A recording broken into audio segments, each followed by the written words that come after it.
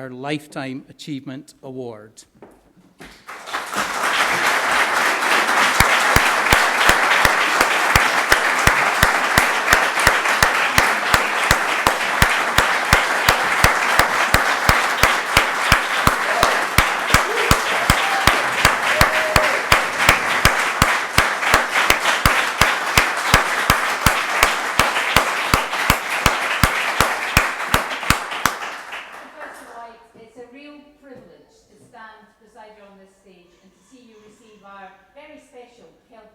Lifetime Achievement Award, created for us by Scottish sculptor Andy Scott. We're a brand new, wee, disruptive college, but we really look up to inspirational figures like you. Thank you so much for being part of our university family and now our college family here in New York. We really appreciate it.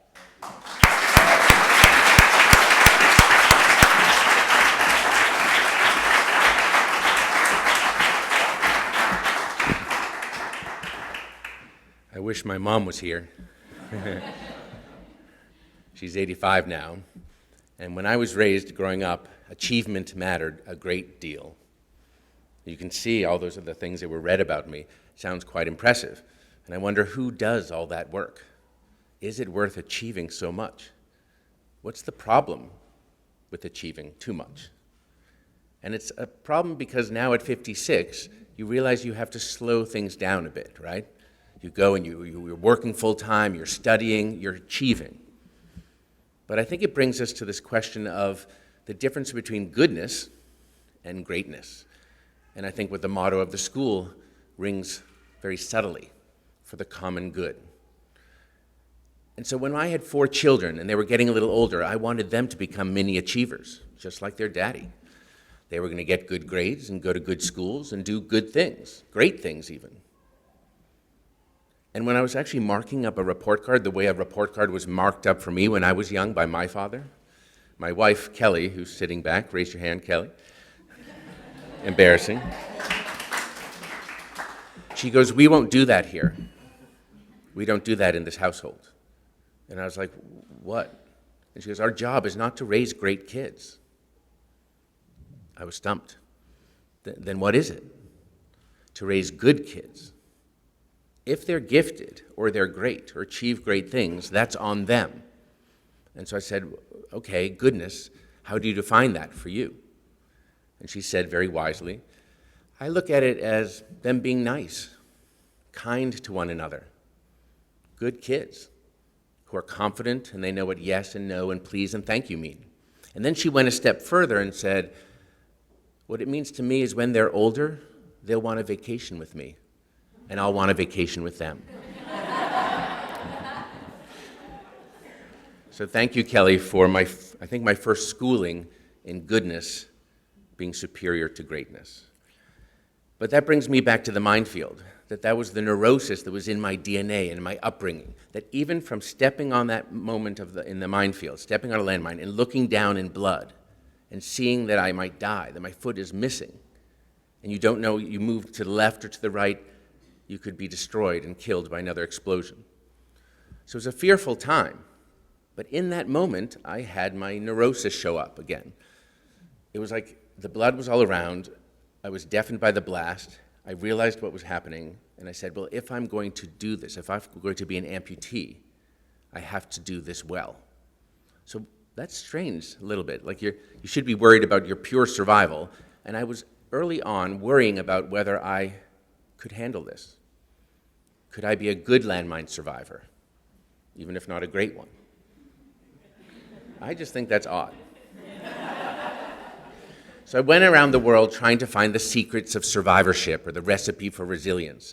And I realized that I didn't know how to do this on my own, how to be a good amputee. So I met thousands of amputees from Bosnia to El Salvador, Jordan, Angola, Mozambique, Colombia. Went around the world, and it turned out that there was survivor wisdom on this question. How to live a good life, how to be resilient, how to overcome when the worst thing happens to you. And there are 5 quick lessons that you'll memorize right now. This is your last quiz by the end of this. Number 1, face facts. Life can be tough. There's the cliche, life is a minefield. My leg is not growing back. My hair's not growing back. These are facts. Number 2, choose life, not death. Choose goodness, not badness. Have hope. Know that even when awful things come your way, it's just today that might be happening, and you have the power to overcome with goodness and choices in your life. Number 3, I think we see it in this gallery. Reach out. No one graduates alone. No one survives alone. No one succeeds alone. We need each other, and we need networks for the common good. That's the only way things get changed. Even with the list of my achievements, not one thing was done by myself. So it's actually unfair to single me out. I don't care. Next time we'll have the hordes of people and family and friends who have brought me to goodness. And the fourth issue, besides reaching out, I found that survivors had a way of just moving through things. Even though they may not be able to walk anymore, it was on their wheelchair, or they just had to take care of their own rehabilitation because no one's going to do it for you. You know, I was given this thing, this gift, so to speak, and you'll be given or have been given your own challenges. And they are where we build our resilience. You must get moving. That's the fourth step to resilience. No one's going to do it for you. And the fifth is the secret sauce. Give back. Giving. That we're wired for altruism. If you want your dopamine or serotonin to rise, just start giving. Give back to this blessed university. Pay it forward to your friends, at work, at home, wherever you can in small ways, and sometimes larger. Give. So that's, I think, what goodness is about. And I think I'll just sort of close with this idea that I was cheating and looking at a commencement speech by J.K. Rowling, and she's a little more famous than I am and a little richer, and so she's a super achiever, right? And she talks about failure and imagination. And I'm going to massacre whatever she said, but it was just stuck in my mind that she said failure, to her, was the shedding of non-essentials. That's important. So as we grow old or as we lose our limbs, so my leg is missing, was that essential to who I am? If you chopped off all my limbs, is that essential? I am a whole person, no matter how many pieces are missing. So what is essential is something of the Spirit. What goodness brings us is something of the Spirit, and that is the fuel for the social impact that you all can make in the fashion industry. It is so important that you combine the art of your work with the science of your learning here and go and change the world together, to value this network, to value your families, and to connect the dots for the common good.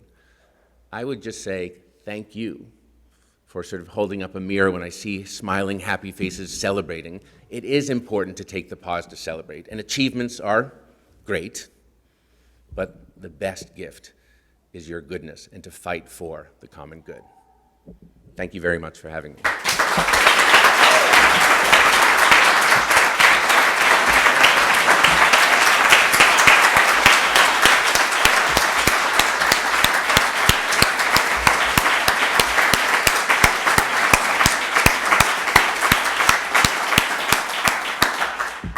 That was amazing. So now Kara Smith, Vice President of Glasgow Caledonian New York College, will present the candidates.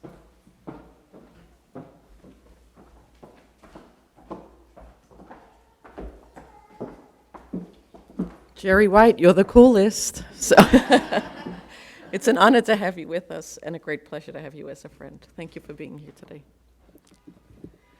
Today is a historic day, and I am immensely proud and incredibly grateful. Although in Scotland we are a 144-year-old institution, you are Glasgow Caledonian New York College's second graduating class and participating in our very first June commencement ceremony. I would like to thank our colleagues from Glasgow, our staff, our faculty, the families and friends who have come to celebrate with us, and most of all, you, our students. Your purpose-driven thoughtfulness has been a great inspiration. It is easy to listen to the barrage of negative news coming our way every day and feel despair. Social and human rights issues persist, the environment is on everyone's mind, particularly since the United Nations released its recent report stating there are only 12 years left until unlikely irreversible climate change. But last night, I was reminded of why I feel so profoundly hopeful. Listening to our students summarize their dissertations, their commitment to driving true change was absolutely evident.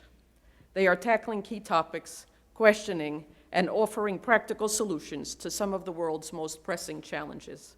Our students, staff, and faculty are fighters, and perhaps even more important than that, in what feels like a divisive world that lacks a bit of elegance, together we are a true learning community. We root for each other, and we learn from each other. Graduands, although we hope you will visit us often and stay very involved with the college, please remember that we believe you can change the world. You can be the one that makes a massive difference. Believe in the power of your idea, commit to it, make courageous, values-based decisions. Dream big, really, really big, and trust that all things are possible. We are united in bringing the college's common good mission to life and look forward to celebrating your ongoing achievements. What our guests may not know is that we take social and environmental impacts so seriously around here that our graduates are actually wearing custom-made hoods of what could have been considered trash, but in the innovative circular economy where resources can be saved, they're actually all made out of recycled wood. We work to be mindful on the big things and the small.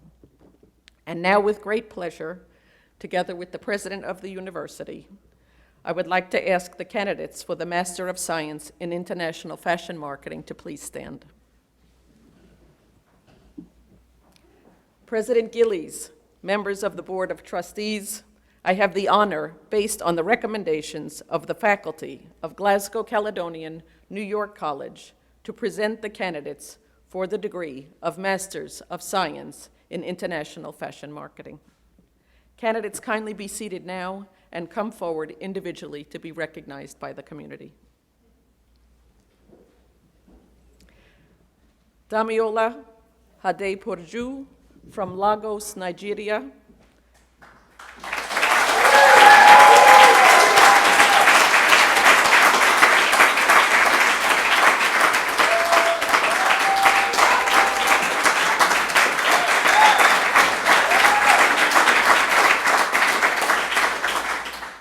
Dissertation, Strategy for Customer Development Process and Retention for a Blue Ocean Business, Advisor Robert Clougherty, undergraduate degree, Aeronautical and Mechanical Engineering from Clarkson University.